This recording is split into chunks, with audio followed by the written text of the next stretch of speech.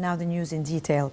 As Egypt marks the 46th anniversary of the 6th of October war victory, President El-Sisi addressed the nation saying that the war showed the Egyptian people's sidelining with their army.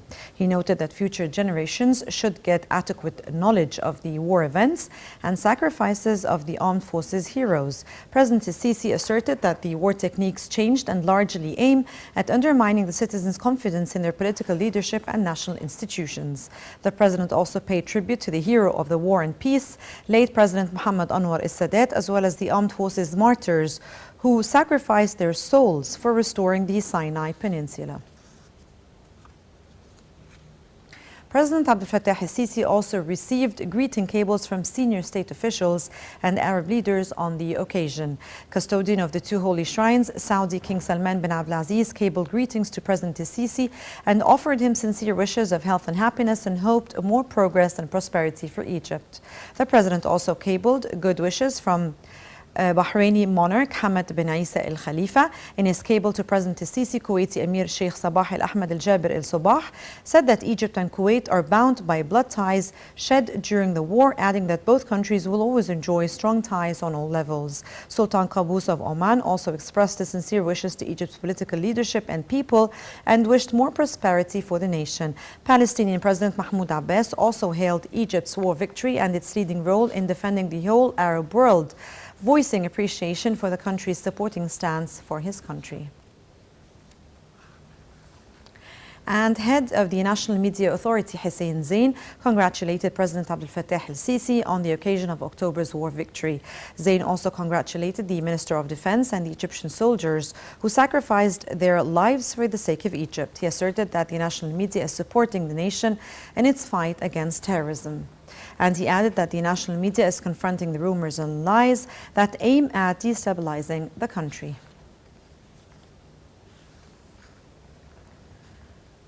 And celebrating October's war victory, President Abdel Fattah el-Sisi issued a presidential pardon on some prisoners. A higher committee from security bodies was formed under the leadership of the Deputy Minister of Interior to implement the presidential decision. And Pope Tawadros II, Pope of Alexandria, Patriarch of St. Mark's Cathedral, asserted that October's war victory is a historic event in the nation's history. And Pope Tawadros pointed out that the victory made the country regain its post among nations and regarding it as an opportunity for unity between all the Egyptians.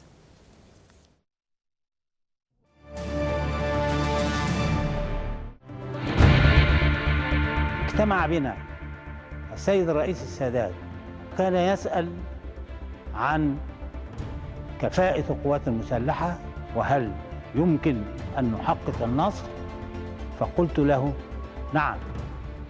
فقال لماذا تتكلم بهذه الطمأنينة؟ قلت لقد تعبنا وأخلصنا إخلاصا لا يمكن وصفه، وإن الله لا يضيع أجر من أحسن عمل. فقال على بركة الله. مهما كانت التضحيات ومهما كانت تكاليف هذه المعركة هندفعها بإذن الله وهنحارب معركتها، ولكن لن نسلم في إرادتنا ولا في سنتي من أرضنا ولا الأرض العربية.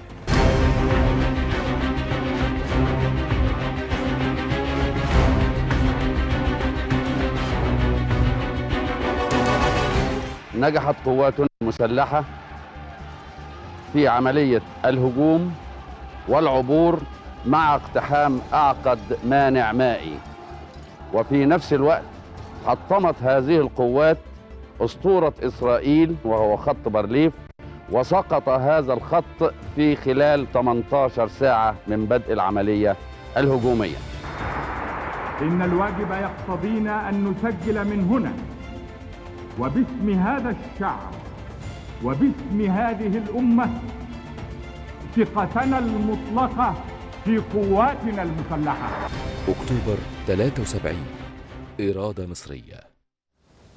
President Abdel Fattah el-Sisi today said he is closely watching the developments of a three-way meeting among Egypt's, Sudan and Ethiopia's irrigation ministers, which has not rendered any positive results. On his personal social media account, President el-Sisi asserted that the Egyptian state is committed to protecting its Nile River water rights and would take any required political procedures in line with international law to preserve such a right. And in a related development, Egypt said that it is looking forward for any active role by the United States to help resume the stalled down negotiations among Egypt, Sudan and Ethiopia. In a statement issued by the presidential cabinet, presidential spokesman Bassam Radi said that Egypt needs an activated international role to overcome the current deadlock on the path of talks and close ranks among the three countries for a fair and balanced agreement based on the international laws and principles governing the use of river waters without prejudice to the interests and rights of each party. And the Ministry of Irrigation and Water Resources had earlier announced that the Renaissance Dam negotiations stalled as the Ethiopian side showed a hardline position by rejecting all offers which avoid any possible harm to Egypt's water interests. At the end of the dam talks in Khartoum, which brought together the irrigation ministers from Egypt, Sudan and Ethiopia, Egypt requested the participation of another party to mediate among the three parties in close ranks along them in order to strike a fair and balanced agreement preserving the three countries' rights without prejudice to the interests of any party. Spokesman for the Irrigation Ministry clarified that Ethiopia made a new proposal reversing all previous accords when it comes to the principles governing the filling and operation of the dam.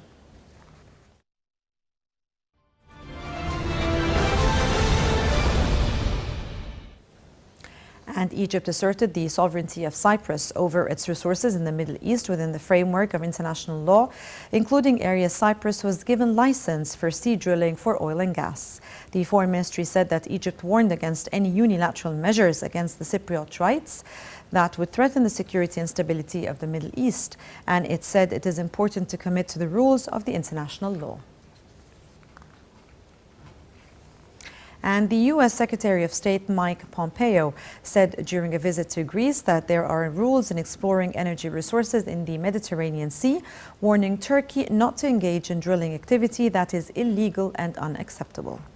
And tensions between Cyprus and Turkey over offshore drilling have intensified after Ankara sent a drilling ship to an area already licensed by Nicosia to Italian and French energy companies.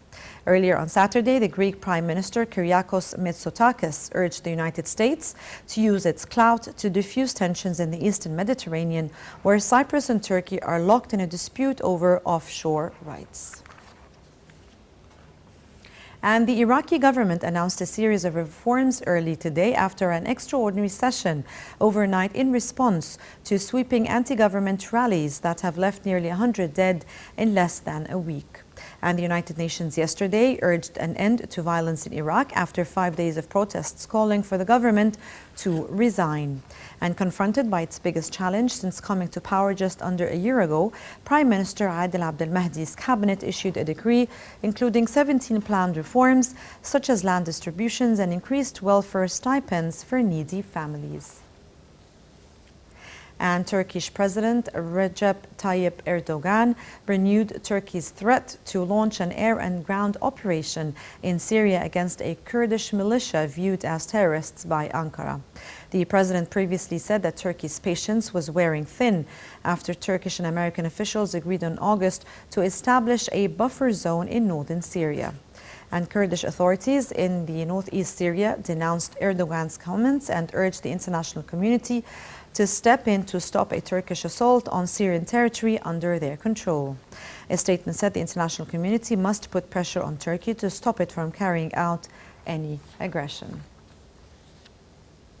And Tunisians began voting today for a parliament that must address chronic economic problems at a moment when political newcomers are mounting a challenge to the established parties. And we have more in the following report.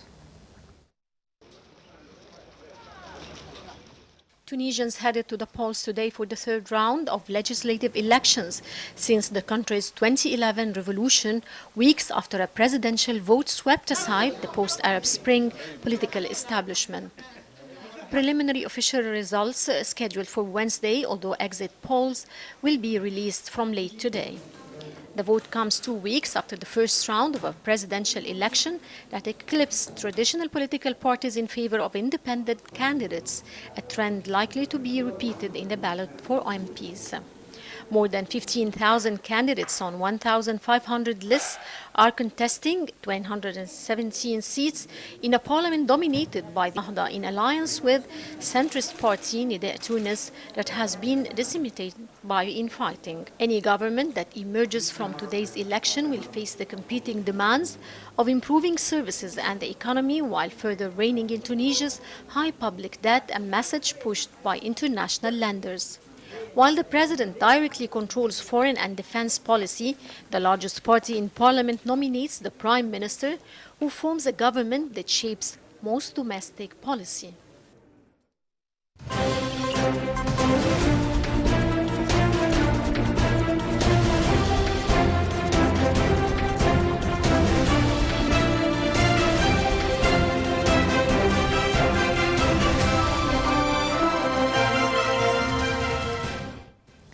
And Chairman of the Suez Canal Authority, General Osama Rabia, said today that about 19,000 vessels passed through the canal's waterway in 2018 with a load exceeding 1 billion tons.